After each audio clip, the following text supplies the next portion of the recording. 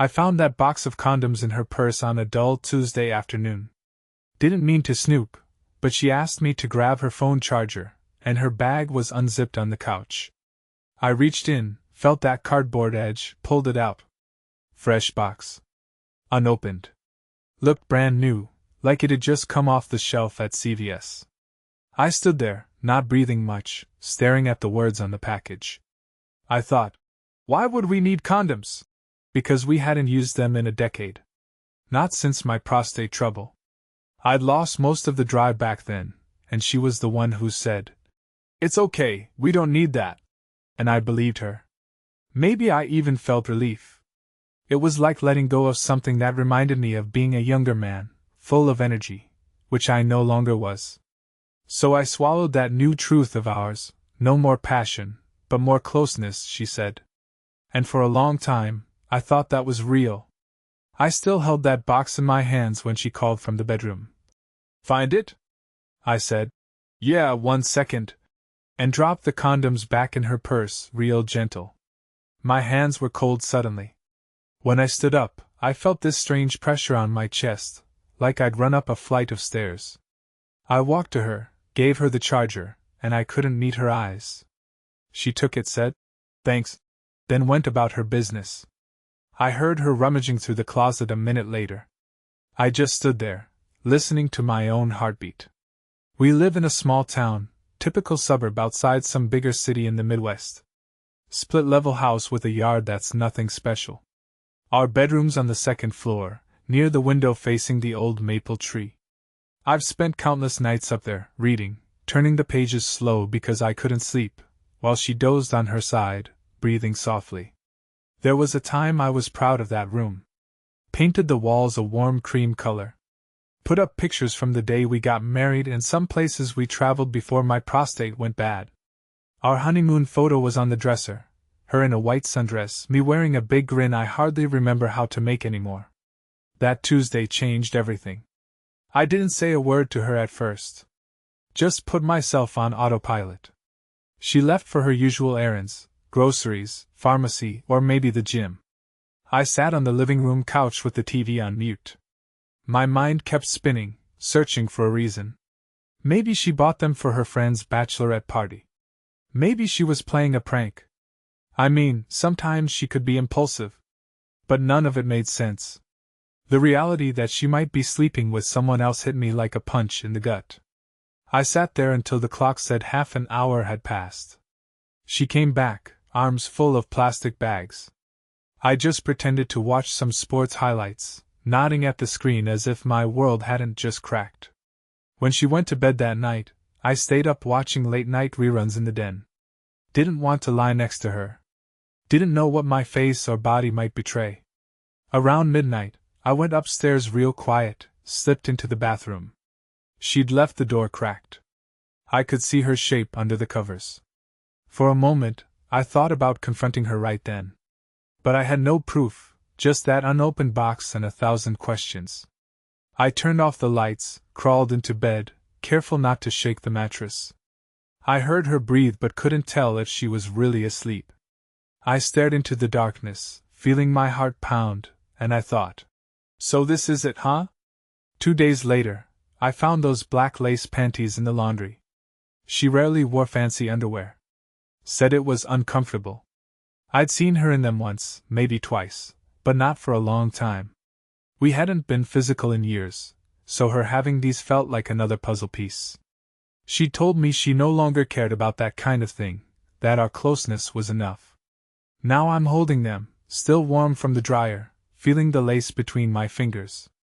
It felt like holding a stranger's secret. I knew right then that those condoms were definitely for someone else. I just stood in the laundry room, the dryer's low rumble still going. I smelled fabric softener, warm cotton. Everything felt painfully normal, except my stomach was churning. The next minute, I'm in the hallway, heading upstairs. She was out grocery shopping again, or maybe at yoga. I walked into the bedroom. I looked around at the bed, the dresser, our wedding photo. Then I just sank onto the edge of the bed, my knees gone weak. I clutched those panties, ran a thumb over the lace, and I was close to laughing or crying. Couldn't tell which. It didn't feel like my life. I didn't panic. Didn't scream. I just moved methodically, like a man in a daze. I went up to the attic, rummaged around until I found my old hunting camera. One I used to set up near the tree stands when I'd go out with buddies in the fall. It was dusty, a bit battered. I tested the batteries, rummaged for an SD card. I found a half-empty pack of them in a shoebox with old Christmas lights. I checked the camera lens, wiped off the dust. For a second, I felt like I was crossing a line. But I needed to know. If I was wrong, then so be it. If I was right, well, I had to see it with my own eyes. I set the camera up in the garage first, hidden behind some old paint cans, pointed at the door leading into the house. Part of me thought, she'll never notice. Another part of me was terrified. But I did it anyway. Then I went back to the bedroom, put away the lace panties, and tried to calm down. My hands were shaking so bad I could barely fold them. Later that afternoon, I took a short drive to clear my head. Ended up in a parking lot near the hardware store. Just sat there in the car, engine off, staring through the windshield. My mind was all over the place. I was remembering old times, her laughing at some silly joke of mine, her hugging me when I came home exhausted from the plant. Then that box of condoms would flash in my mind again, and everything would twist into a knot. That night at dinner, we barely talked. She said something like, "Bill, you look tired. Are you sleeping okay?" I lied and nodded, forced a smile, said, "Yeah, I'm just stressed about work." She went on about some neighbor's dog barking too much, or a sale at the mall, can't recall exactly. Her voice became background noise. My mind was fixed on that hidden camera. Every now and then, I'd catch myself glancing at her, thinking, "Is she wearing them right now?" And it made me sick. She went to bed early. I stayed up again, flipping channels in the den, the sound turned low. I wanted morning to come so I could check if the camera caught anything. When she was finally asleep, I slipped out to the garage. My heart was thumping so loud I was sure she'd hear it. Pulled out the camera, rewound the footage, scanned through it. Nothing suspicious, just her leaving and returning with shopping bags. The battery was still good, so I set it back. I realized that if something was going on, it might be happening during the day, right here, maybe even in our bedroom. The thought of it made my skin crawl. I decided I'd move the camera upstairs. Next day, I waited until she went to her yoga class. Then I took the camera from the garage and brought it up to the bedroom. I hid it behind some old books on a shelf that faced the bed. The lens was small, but I draped a bit of cloth around it so it looked like some junk. I tested the angle, recording a short clip, then watched it back. It captured most of the bed, my side more than hers. That irony didn't escape me. I got it running, made sure it was set to record on motion. My hands were steady by then. I guess I'd made peace with what I was doing. Or maybe I was just numb. Then I heard her pull into the driveway. I hustled downstairs, acting like I was in the kitchen looking for a snack. She walked in, gave me a half smile. She had that same casual air about her, like nothing was off. I said, "Hey, how was yoga?" She said, "Fine," then headed upstairs to shower. I listened to the water running, imagining the camera whirring in silence, capturing empty frames of our bed. 2 days later, I got my proof. I'd left early that morning, told her I was going to help an old friend fix his truck. That was a lie. I just drove to a diner about 20 miles away, parked behind it, drank coffee, and tried to keep from shaking. Something in my gut told me this was the day. I passed time flipping through local news on my phone. My coffee turned cold. The waitress came by to refill it, gave me a look like she sensed I was about to do something reckless. I just mumbled thanks. Mid-afternoon, I headed home. The house was empty. I went straight to the bedroom, grabbed the camera, and took it down to the basement.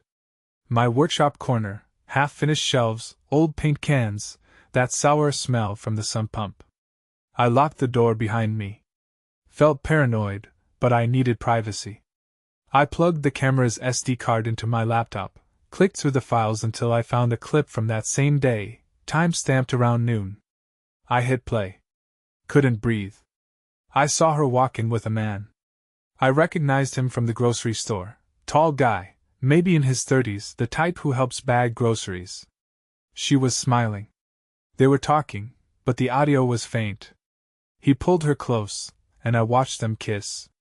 She led him right to our bed. My bed. I turned the volume up, heard the muffled squeak of the mattress, the low sounds they made. My face went numb. I wanted to shut it off, but I couldn't move. She was wearing those black lace panties, letting him slide them down. It lasted about 15 minutes.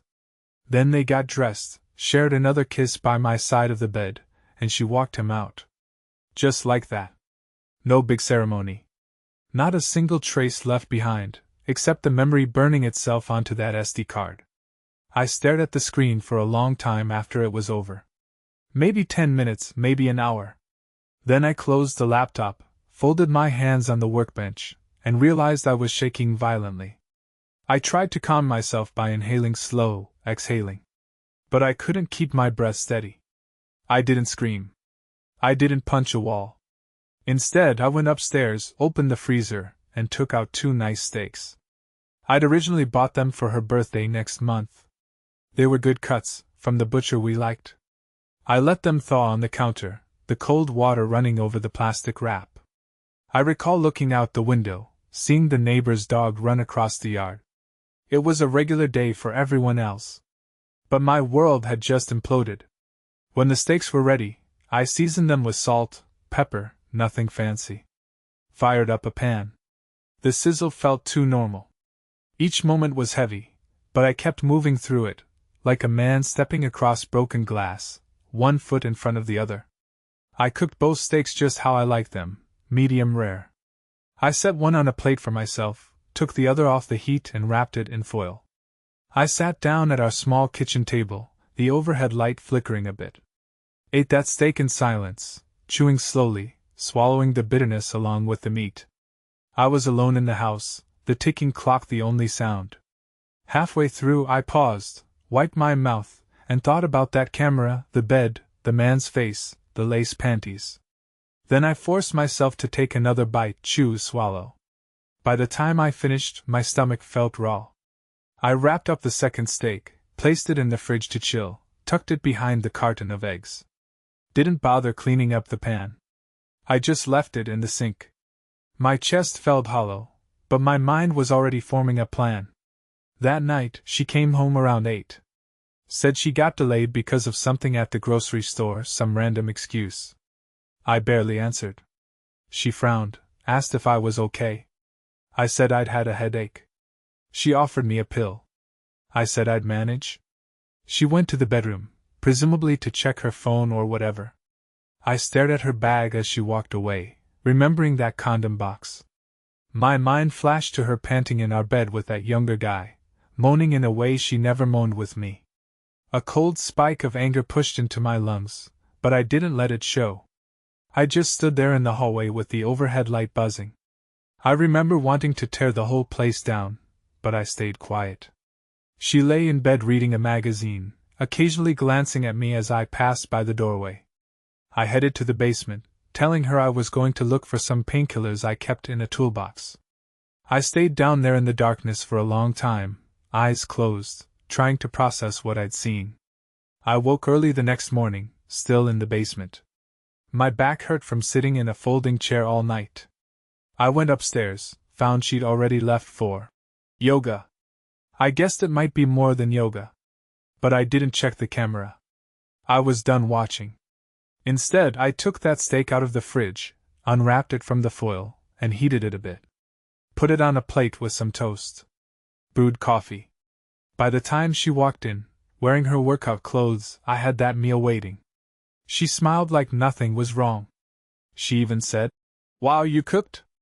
I just nodded, set the plate on the table in front of her.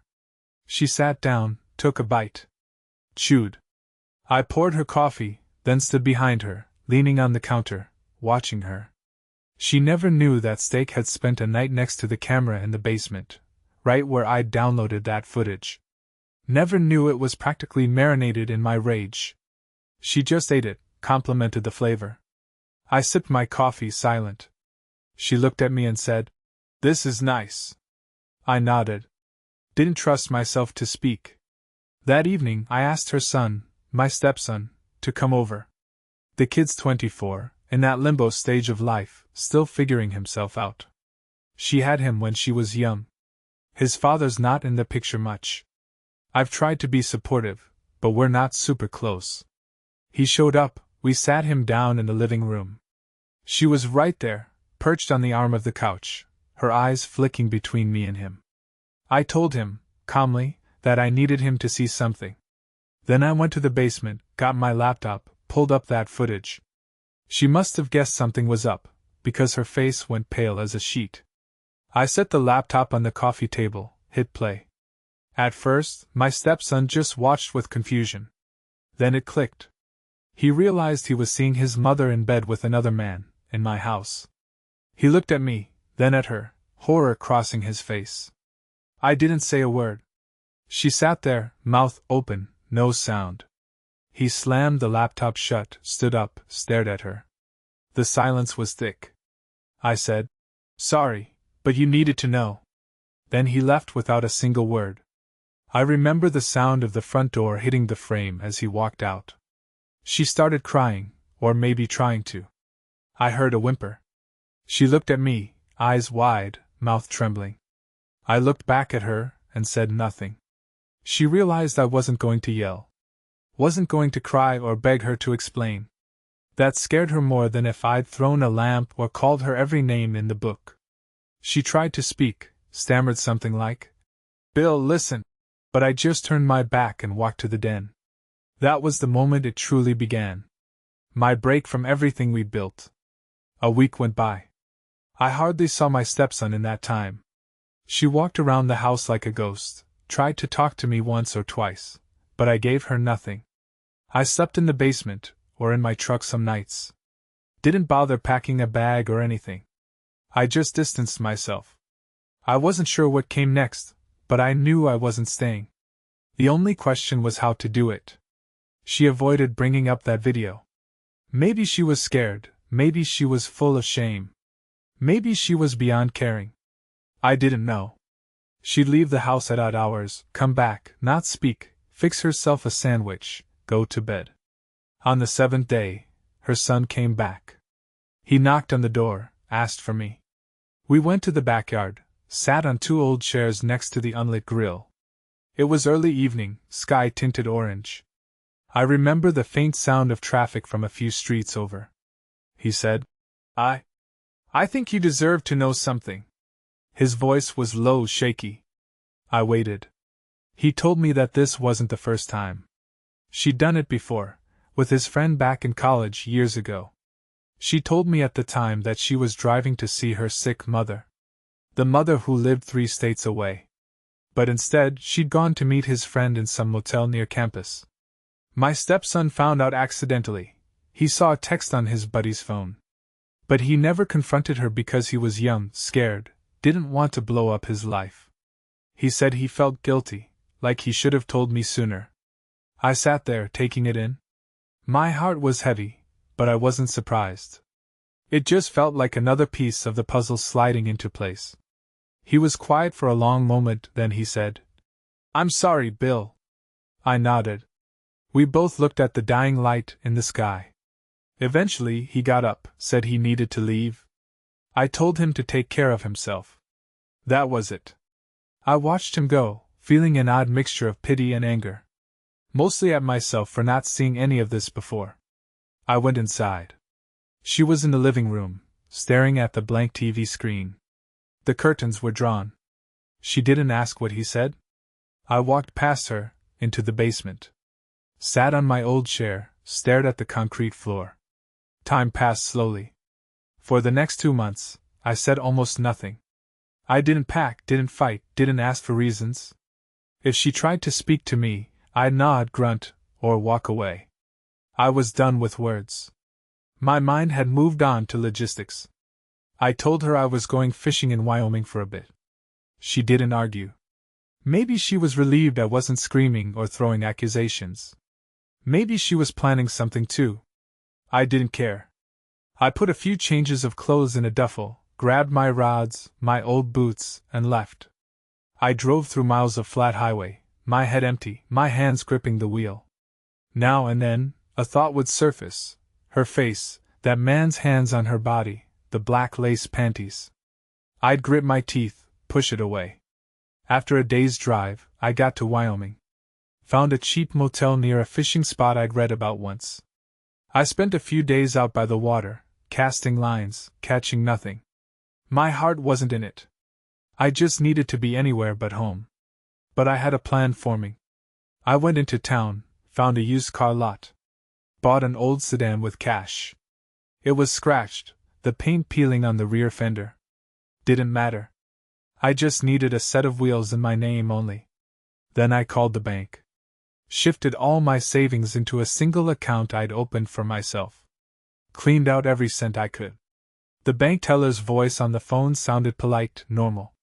She had no idea she was helping me burn my old life. After about 2 weeks, I headed back. Walked into the house like it was any other day. She barely made eye contact. I said something like, "I need some documents from the office." She nodded, stayed out of my way. I grabbed the folder with the house paperwork, the insurance, everything. Then I left again.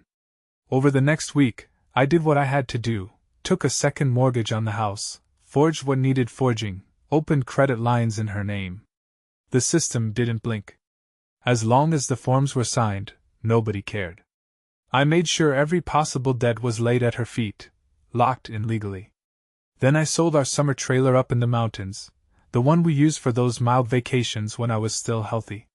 Got a decent price for it, stashed the money in my account. She never even asked? She was moving around in some fog, or maybe seeing her own lawyers, I don't know. But she never confronted me. Never demanded to know why I was doing any of this. Sometimes I'd see her in the kitchen, stirring sugar into her coffee, and a part of me felt pity. Another part felt nothing but cold satisfaction. The final step was the divorce. I had the flash drive, loaded with that video, and I handed it to my lawyer. Told him, "Make sure the judge sees this." Then I filed for divorce, didn't even give her the courtesy of a phone call or a conversation. I did it all by mail, by proxy, by the system. Let her get the news however she got it. By the time the papers were served, I was in the wind. Now I'm living in a little house in Idaho. It's a small place, 1 bedroom, near a river where I can fish as much as I want. I make do with what I have. I'm not a rich man, but I cleared enough to get by for a while. Most days I rise early, go out on the water, cast my line, try to focus on the quiet. My back still hurts sometimes. My sleep's not great. I'll wake up, stare at the ceiling, and feel that old bitterness creeping in. It's not guilt that keeps me up. It's more like a thorn, a piece of broken glass in my mind, reminding me how everything turned to ash. I think about the way she ate that steak sometimes.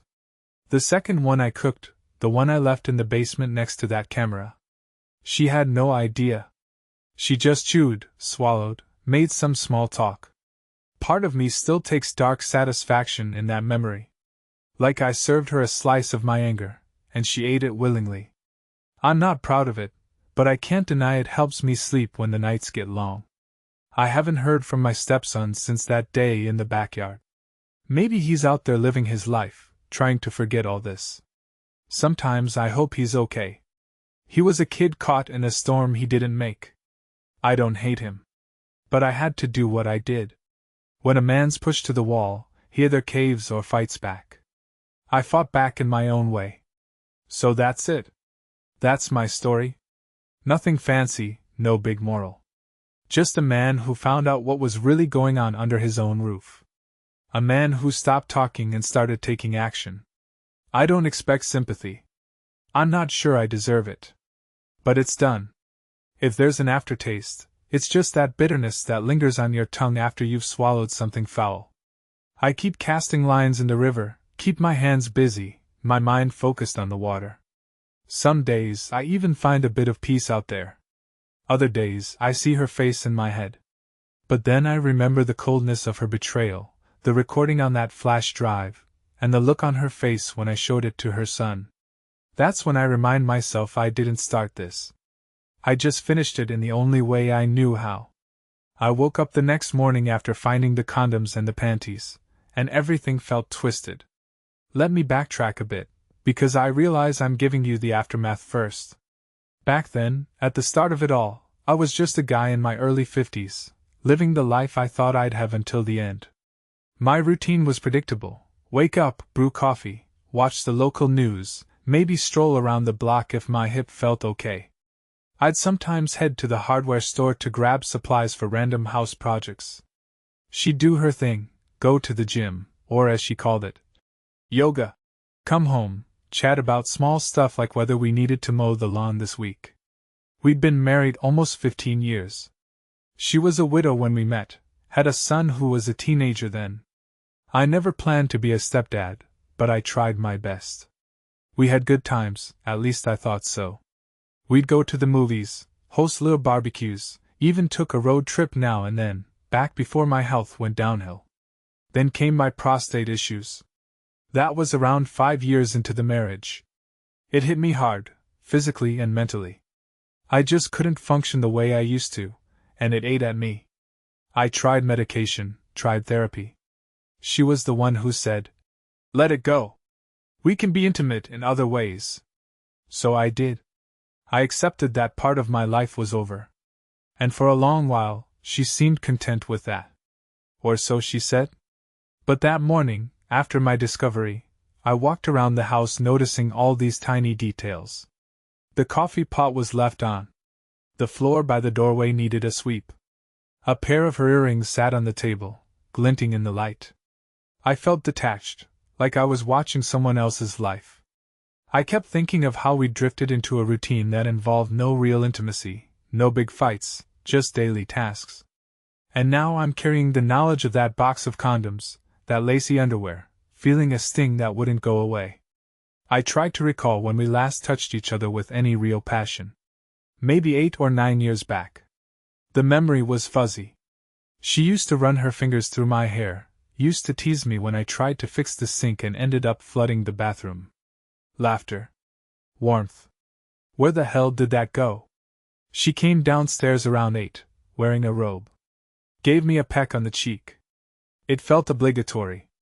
I watched her make her oatmeal, add honey, sprinkle a few berries on top. She ate in silence, scrolling through her phone. I waited, half expecting her to bring up the condoms, to say something like, "Oh, by the way, I got these for some reason." But she didn't. Just casually sipped her coffee, stared at the screen. I felt a spike of anger then. That's when I realized she was living in her own world, and I was just a fixture in the background. After she finished breakfast, she said she was going to pick up groceries. Same routine as always. I offered to come along, and she shrugged. Sure. We got in the car, drove to the supermarket in silence. I watched the scenery go by. Familiar houses, the local diner, the gas station I'd been using for years. Nothing looked different, but everything felt changed. We walked into the store, parted ways in the produce section. She took a cart, I drifted around looking at random items, my brain spinning with worry. Then I noticed a tall young guy stocking shelves. He wore the store's uniform. Looked maybe in his mid-30s, but younger than me for sure. I glanced at him. He gave me a polite nod. Something in the back of my mind whispered, "Is it him?" But I had no basis for that. I shook it off, feeling paranoid. She loaded the cart with veggies, cereal, milk. Gave me a small smile when I looked at her, but there was this distance in her eyes. I felt raw, like my skin was peeled off. I wanted to shout, "Who's the box for?" But I kept quiet because I had no proof of anything yet. That entire shopping trip was pure tension for me, but she acted normal. Or maybe she was trying too hard to act normal. On the drive back, she chatted about the sale on canned soup, complaining about prices going up. I just drove, hands at 10 and 2, nodding at the right intervals. We got home, unloaded the groceries. She told me she had a yoga class that afternoon. "I'll be back by 3," she said. "Sure," I replied. Then she was gone. The second the house was empty, I bolted to her purse. I found the condoms still there, unopened, the receipt folded next to them dated a few days back. My heart hammered. This was no accident. She was planning something. I put them back, careful to leave everything as it was. I wandered into our bedroom, looked at the bed, that spot where I used to sleep near the window. It suddenly felt like enemy territory. I checked her side of the closet, found nothing unusual except a few new bras I hadn't seen before. Lacy ones, with tags removed. My stomach churned. I left the bedroom, headed for the laundry room. That's when I saw them again, those black lace panties, fresh out of the dryer. I picked them up, felt the lace between my fingers.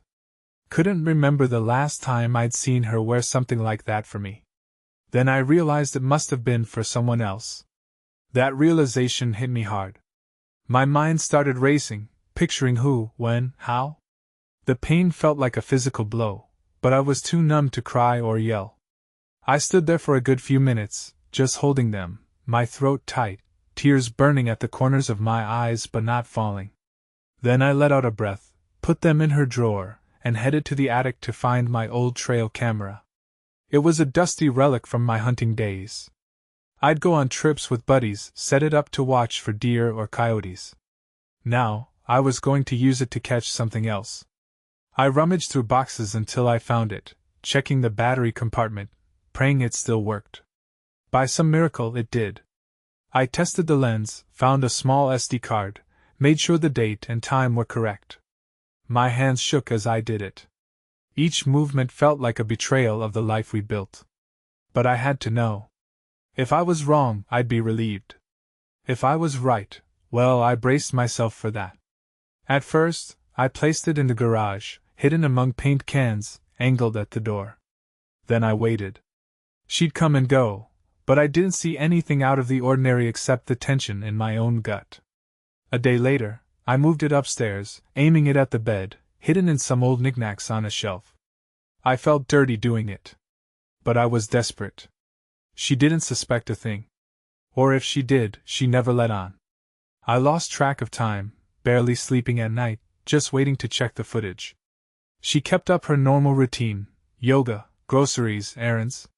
Sometimes she'd come back a bit later than usual, offering half-baked excuses. The traffic was awful.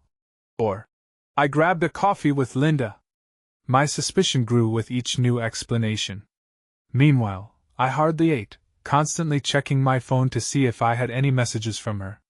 Which was stupid, because she never texted me unless it was something mundane like, "Need milk?" We were living in the same house but felt like strangers. Then the day came when I saw the footage. I'd left early, telling her I was meeting a friend. I guess she thought it was safe. I came home, grabbed the camera card, locked myself in the basement. I plugged it into my laptop, pressed play. There she was, leading some man into the bedroom in broad daylight. My body went cold. He looked younger than her, definitely younger than me. I recognized him vaguely, maybe from around town. They wasted no time getting on my bed. The bed I used to share with her, intimately, back when my body still worked properly. I watched them kiss, watched him bury his face in her neck, watched her arch her back. Felt my stomach twisting so hard I could barely breathe.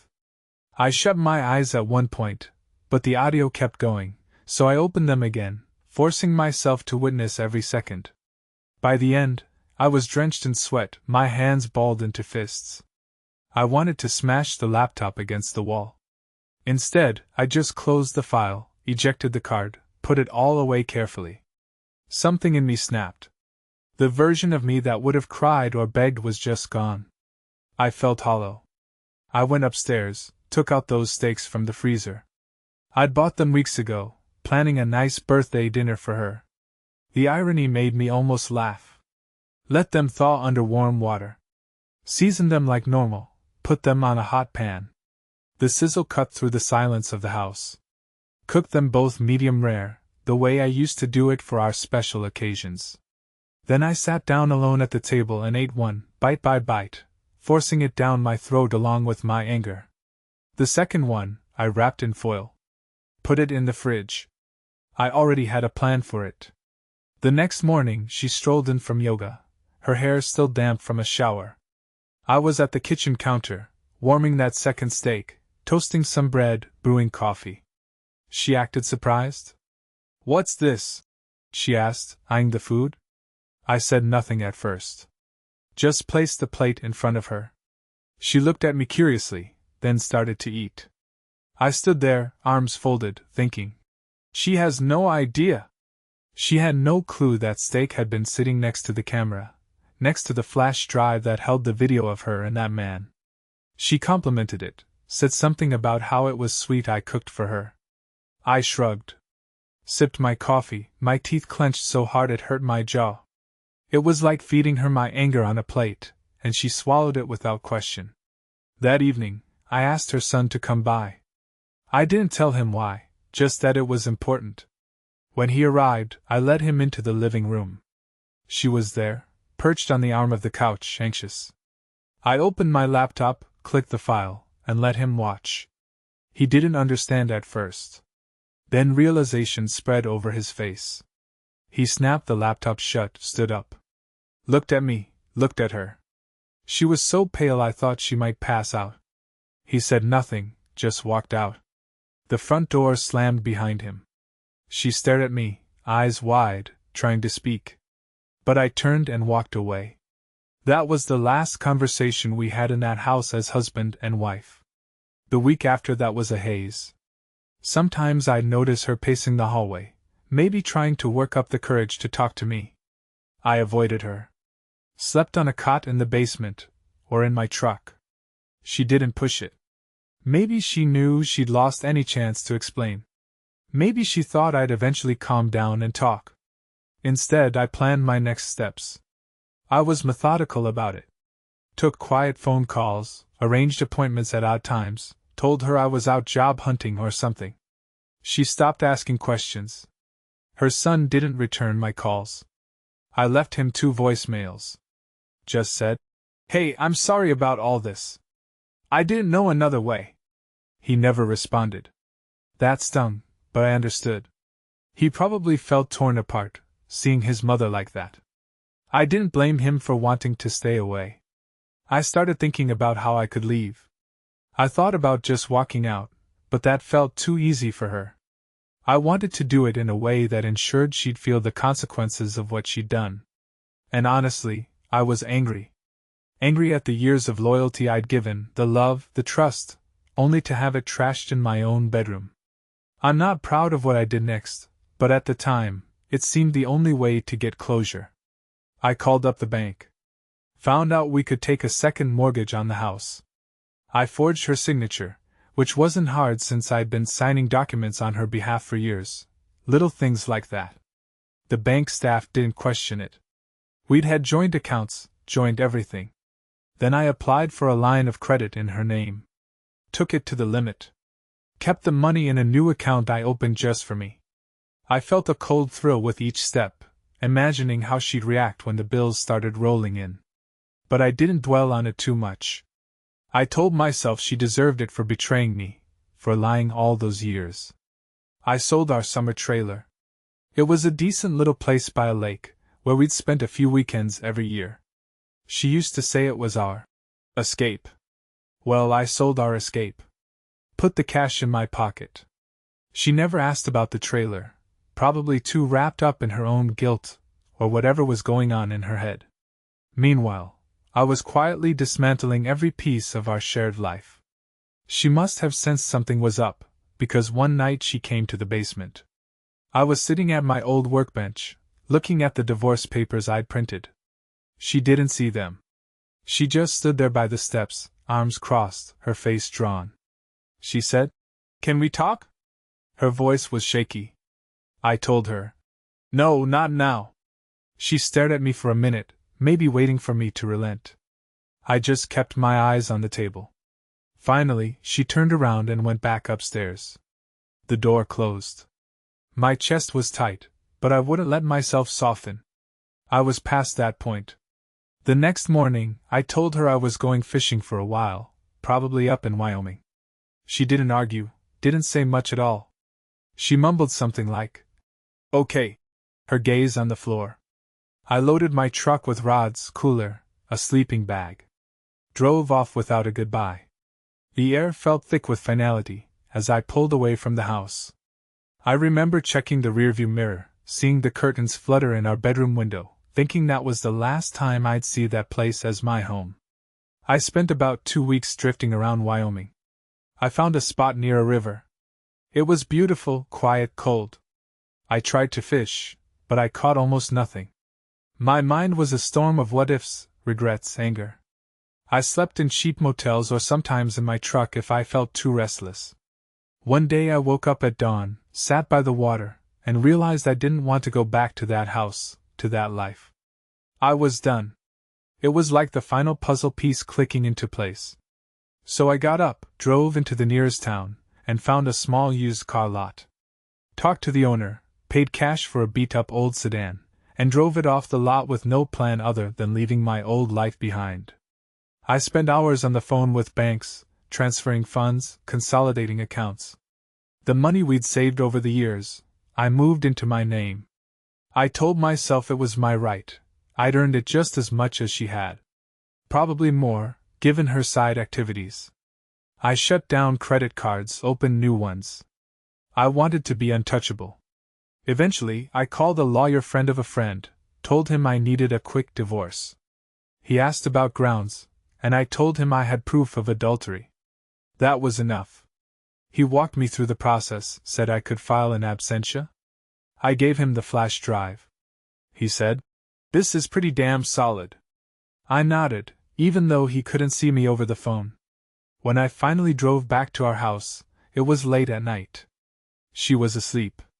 I snuck in, grabbed any important documents, stuffed them into a duffel bag. Took a few personal items I cared about, some old photos, my tools, a couple of heirlooms that belonged to my folks. I didn't take much else. Then I left again, quietly, without a note. I found a motel an hour away, turned on the TV, stared at it without hearing a word. The next morning, I went to the county clerk's office, filed for divorce. Marked it as uncontested. Sent the papers to my lawyer. He'd handle the rest. She called me a few times that week, but I let it go to voicemail. Her messages were short, anxious. "Where are you? Can we please talk?" I deleted them. I was beyond talking. I wanted a clean break, no conversation, no drama. Just a legal severing of ties. The bank was sending her notices by now, I'm sure. She'd realize soon enough how deep in debt she was. Part of me felt guilty, but the anger was stronger. I told myself she earned this. A few weeks passed, and I stopped hearing from her. Maybe she gave up. Maybe she was furious, or frightened, or just numb. I didn't care. I found myself driving northwest, crossing state lines until I reached Idaho. I stumbled on a small town by a river, saw a sign for a tiny house with a for sale, stake in the yard. Cheap, rundown, but I had enough cash to buy it outright. So I did. I had nowhere else to be. I guess that was as good a place as any to start over. The divorce was finalized without me ever stepping foot in the courtroom. I got a letter from my lawyer, said it was done, official.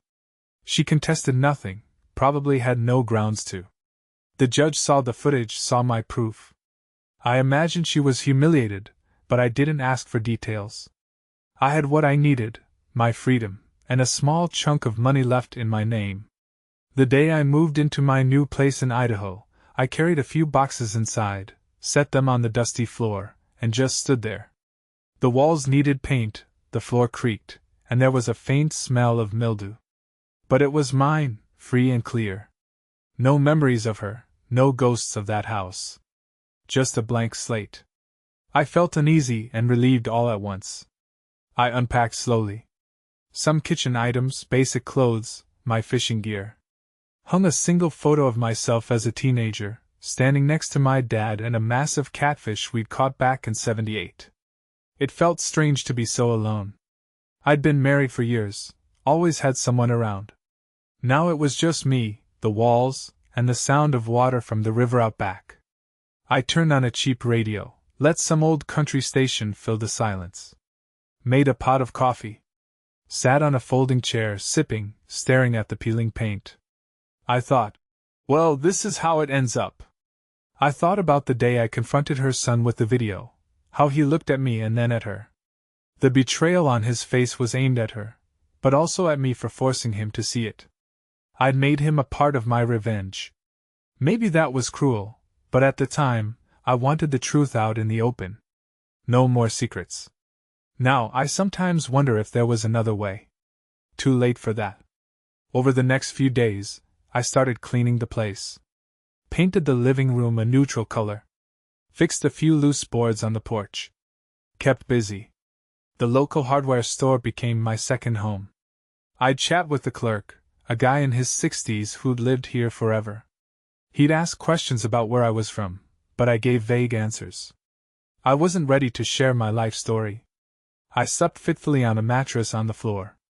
Woke up with a stiff back, haunted by images of her in that black lace underwear, or her chewing that steak. My mind wouldn't shut off.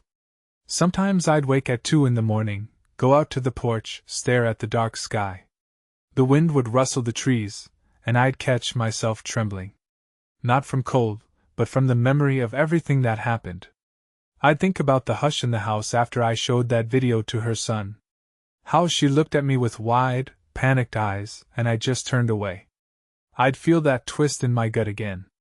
But the anger was duller now, replaced by a lonely ache. One morning, I drove to the river, parked near a spot where a few men were fishing. They nodded at me, I nodded back. I cast my line, felt the gentle tug of the current.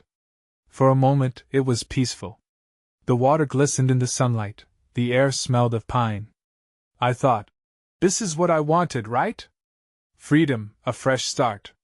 But it didn't feel like relief. More like a quiet emptiness. I guess that's the price of cutting all ties. That afternoon, I walked back to my truck, put the rod away. I'd caught nothing but a small trout, which I tossed back. On the drive home, I passed a diner. My stomach rumbled. I pulled in, sat at the counter, ordered a burger and coffee. The waitress was friendly, middle-aged, asked if I was new in town. I said, yeah, just moved. She asked, business or family? I forced a smile and said, just needed some space. She took the hint and didn't pry further. I felt a flicker of gratitude for that small kindness. Back at the house, I found an envelope in the mailbox from the county court back home. Inside was the final divorce decree. I was officially a divorced man. No mention of any settlement, she got the house but saddled with the mortgage and credit debt I'd arranged. My lawyer had attached a note. All finalized. Call if you have questions. I tossed it on the kitchen table, stared at it. I felt no joy, no triumph. Just emptiness. I brewed another coffee, lit a cigarette even though I'd mostly quit. Smoked it down to the filter. That night, I tried to sleep but couldn't. The wind howled outside. My mind kept going back to the day I found that box of condoms, the dryness in my throat, the sense of betrayal. Then I thought about the look on her face when she ate that steak, the ignorant calm. I caught myself smiling in the dark. A humorless, bitter smile, but it was there. The memory gave me a grim satisfaction. She ate it without knowing it had been sitting in the same bag with the camera, the same place I'd hidden the flash drive.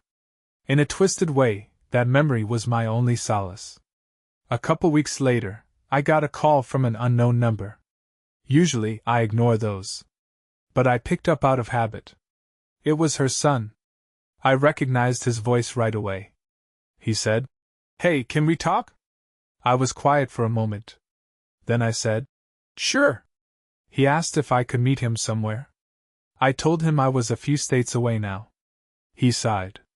Said he just wanted to apologize. I said, "For what?" He hesitated. "For not telling you sooner about what she did, with my friend back in college. I should have said something. I feel like I let you down." I rubbed my eyes. I told him it was okay, that he was just a kid back then. He said. Still, I knew it was wrong. I was too scared. I didn't have much to say. I just told him. I appreciate you telling me the truth when you did. He said. How are you? I looked around at my bare walls, the half-furnished living room. I said. I'm fine. Starting fresh. Silence on the line. Then he said he was sorry about everything. I told him. You got nothing to be sorry about. You didn't cheat, she did. He sighed and said. Still. That was about the end of it. We hung up. I stared at the phone for a while, feeling a swirl of regret, pity, and a hint of relief that he'd reached out. The next day, I tried fishing again. This time I caught a decent-sized trout. Brought it home, cleaned it, salted it, set it up to dry. The routine felt grounding, my hands moving on autopilot, doing something normal. For a moment, it pushed away the memories. At least until night fell. Then it all came flooding back again. I started getting a tightness in my chest at bedtime. At first, I worried it was my heart. I'd lie there, imagining I was dying alone in this rundown house. But every morning I woke up. So maybe it was just anxiety, the leftover stress of what I'd gone through. I tried breathing exercises, tried turning on the radio to calm me, but the restless nights continued. Sometimes I'd doze off near dawn, then wake up an hour later in a cold sweat. That's how life went for a while. I'd do small jobs here and there, fix a fence for a neighbor, help the hardware store guy unload a shipment for a little cash. I liked the physical work, the way it wore me out. I barely had time to think when my muscles ached. Evenings, I'd sit on the porch, watch the sunset, maybe drink a beer or two. But I'd always end up in the same place, alone, with my thoughts, replaying that betrayal. I wasn't naive. I knew eventually I had to let it go, or it would eat me alive. But letting go wasn't something I could just decide on. The images were burned into my brain, her moaning, him moving on top of her, the black lace panties, the box of condoms, her smiling at me like nothing was wrong. The worst part was the realization that this wasn't a one-time slip. She'd done it before. She'd lied about visiting her sick mother, lied about needing more closeness with me when she checked out of our marriage a long time ago. People talk about forgiveness like it's a noble act that sets you free. But in my case, I didn't want to be noble. I wanted to be done with her, but I still felt a raw wound that wouldn't heal. When I tried to talk myself into forgiveness, I just felt empty. Maybe one day I'll move on fully. But not yet. I kept thinking about that steak moment. The subtle revenge. The secret knowledge that she was tasting my anger. I'd see it in my mind's eye, her chewing contentedly, and I'd feel a grim smirk pull at my lips. It was a petty, twisted comfort, but it was all I had at 3 in the morning when the nightmares got too loud. It's been a few months now in Idaho. I'm still in that little house, still figuring out what life means on my own. Some days, I wake up feeling almost normal. I'll head to the river, catch a few fish, maybe fix something around the house. Other days, it's like my mind won't stop replaying the past. I lie awake, staring at the water stain on the ceiling, remembering each step of how I found out, how I set up the camera, how I cooked those steaks. The memory doesn't fade.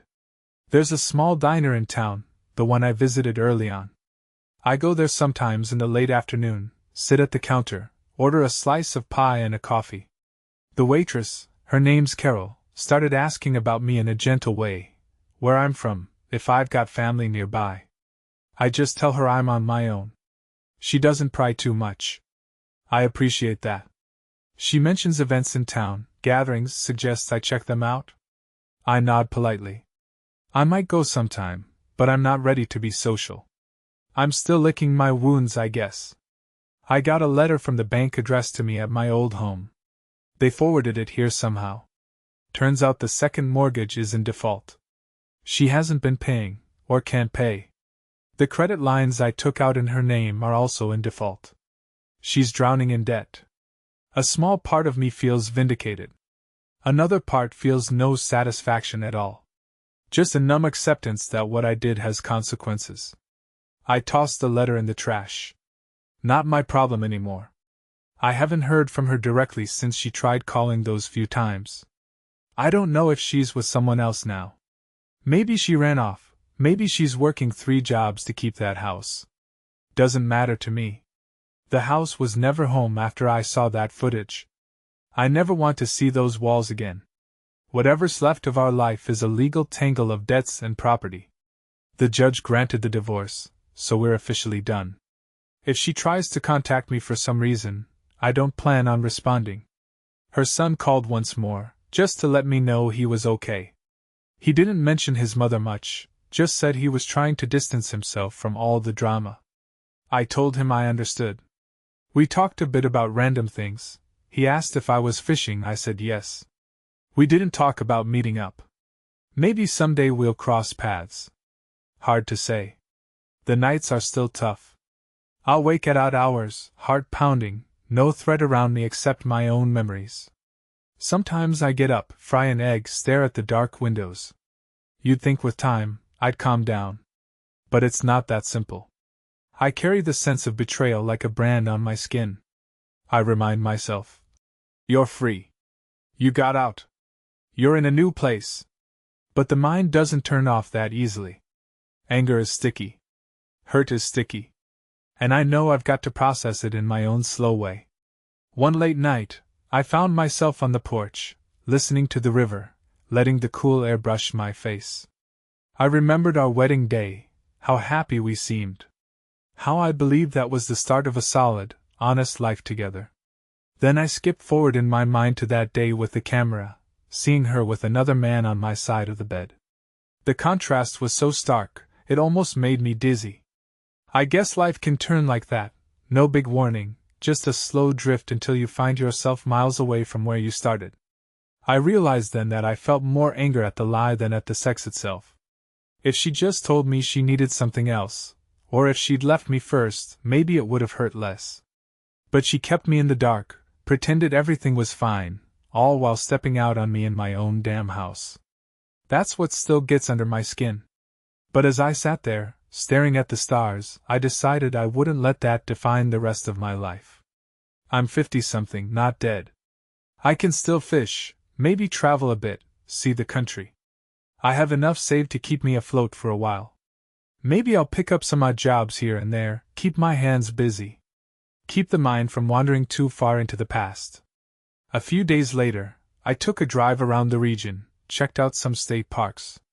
Saw a herd of elk once, crossing the road at dusk. I pulled over, watched them move gracefully, a reminder that the world is bigger than my pain. It helped a little. I went home, slept a bit better that night. That's how it goes, some days are better, some days are worse, but it's a slow climb out of the hole. If anyone asked me why I handled it the way I did, showing the video to her son, taking all the money, saddling her with debt, I don't think I could give a neat answer. I was hurt, furious. I wanted to make her pay. And in the moment, it felt justified. Now, I feel a mix of anger and something close to regret. Not that I regret leaving her or exposing her lies, but maybe I regret stooping to a level of cruelty. Still, I don't lose sleep over that. If she wanted to talk about fairness, she should have thought about that before she brought a stranger into my bed. I have no illusions that I'm a hero. I'm just a flawed man who reacted to betrayal in a cold, vengeful way. Sometimes I think about therapy or joining a men's group, talking it out. But I'm not there yet. For now, I prefer the solitude. The fish don't judge me, the river doesn't care about my story. It's there, day after day, flowing on like nothing happened. When I do manage to sleep through the night, I'll wake up feeling a glimmer of normalcy. I'll brew coffee, maybe make pancakes if I have the energy. I'll step outside, breathe the fresh Idaho air. In those moments, I see a future. Maybe I'll fix up this house more, plant a small garden, adopt a dog. Little by little, I can rebuild. I'm not rushing it. Sometimes, out of the blue, the memory of that steak surfaces. The way I set it down in front of her, how she cut into it, and the look of mild surprise at how good it tasted. That bizarre mix of rage and satisfaction I felt. I smile a bitter smile whenever I recall it. It's like a secret I still carry. She never knew. She probably never will. It's a petty moment of revenge, but I cling to it as the final taste of a marriage that rotted from the inside. Am I proud of that? Not particularly. But does it comfort me on bad nights? A little, yeah. It reminds me that I took action. I wasn't some helpless fool. I found out the truth, and I acted on it. Maybe I went too far. Maybe I should have confronted her face to face, had it out in a screaming match. But I'm not a screamer. I'm more of a quiet burn. That was my way, for better or worse. So that's about it. I'm here now, in this small Idaho house with the paint still peeling in some corners, the fridge half empty, and a modest supply of fish in the freezer. I stand by the river, trying to clear my head, sometimes succeeding. Nights are still rough. But each morning brings a new sunrise, a chance to try again. I'll live with the thorn of betrayal for a while, maybe forever, but at least I'm free of the lies. If you're expecting a big epiphany or a neat wrap-up, I don't have one. Life goes on. People hurt each other. Sometimes they do worse. I did what I did. She did what she did. Now we're apart. That's the end of that story, and the start of something else for me. I wish I could say I've forgiven her, or that I'm at peace. But that would be a lie, and I'm done lying. I still hate what she did. I still hate the years I lost. But I'm alive, and I'm going to keep going. That's all there is. Most nights, the memory of that final stake stays with me, and it's the only thing that brings a faint grin to my face. I think that's my version of closure, if such a thing exists. Maybe someday I'll bury that memory, move on completely. Until then, I'll just keep fishing, keep breathing, and keep trying to make sense of it all. That's my story. It's not pretty or poetic. It's just what happened, and I lived it. Nothing more to say.